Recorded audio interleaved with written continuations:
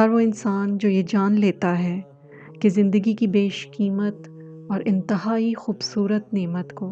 اپنی ذات سے بڑے مقصد کے تحت گزارنا ہی اصل زندگی ہے،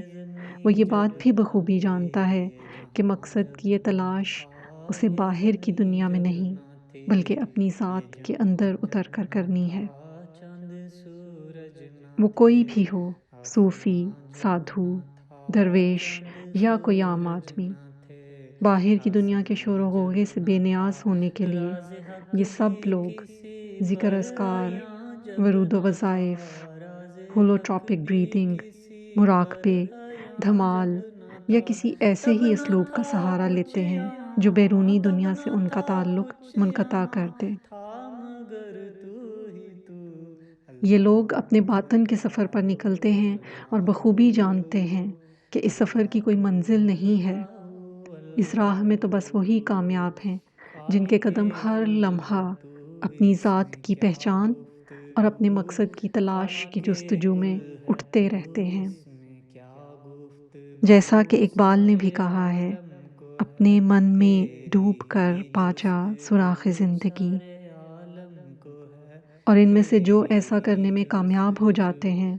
وہ اس دوران بے خودی کی ایک ایسی کیفیت سے دوچار ہوتے ہیں جسے عرف عام میں حال طاری ہونا کہتے ہیں۔ یہ بھی حقیقت ہے کہ جو اس کیفیت میں خود کو سنبھالنے کی صلاحیت رکھتے ہیں، قدرت ان پر کائنات کے بہت سے پوشیدہ راز کھول دیتی ہے۔ کچھ برس پہلے تک چونکہ سائنس اس بات کی توجیح پیش کرنے سے قاصر تھی، لہٰذا اس پر یقین کرنے کو بھی تیار نہ تھی، مگر آج بہت سے تحقیق کرنے والے اس نتیجے پر پہنچے ہیں کہ خودی کی تلاش میں انسان کوئی بھی اسلوب یا طریقہ اختیار کرتے ہوئے جب اپنی سانس کی ڈور کی مدد سے اپنی ذات کے اندر بہت گہرائی میں اتر جاتا ہے تو اس کے برین میں موجود ایک بہت ہی چھوٹا سا گلینڈ جسے پینیل گلینڈ کہتے ہیں وہ ایکٹیویٹ ہو جاتا ہے اور ایک کیمیکل ریلیز کرتا ہے جسے ڈی ایم ٹی، ڈائی میتھل ٹرپٹامین کہتے ہیں۔ یہ کیمیکل نشہ آور اشیاء میں بھی پایا جاتا ہے۔ یہ انسان کے ذہن اور جسم کو اس قدر آسودہ اور ریلیکس کر دیتا ہے کہ انسان دنیا و مافیا سے بے خبر ہو جاتا ہے۔ لیکن فرق یہ ہے کہ جب یہ قدرتی طور پر انسان کے برین میں پیدا ہوتا ہے تو اس کی مقدار اتنی کم ہوتی ہے کہ انسان کا ذہن اور جسم بآسانی اس کے اثرات سہنے کے قابل ہوتا ہے،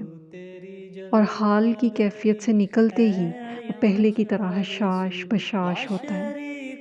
بلکہ اب زیادہ باہوش اور باخبر ہوتا ہے کیونکہ اب وہ کائنات کے رازوں سے واقف ہونے لگتا ہے جو اسے اس کی ذات سے شناسائی دیتے ہیں، اور وہ اپنے خالق کو جاننے اور پہچاننے لگتا ہے،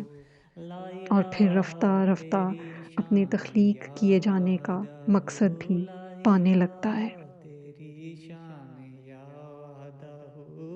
تو خیال و تجسس تو ہی آرزو، تو خیال و تجسس تو ہی آرزو، آنکھ کی روشنی دل کی آواز تو، آنکھ کی روشنی دل کی آواز تو، تھا بھی تو ہے بھی تو، تھا بھی تو ہے بھی تو، ہوگا بھی تو ہی تو،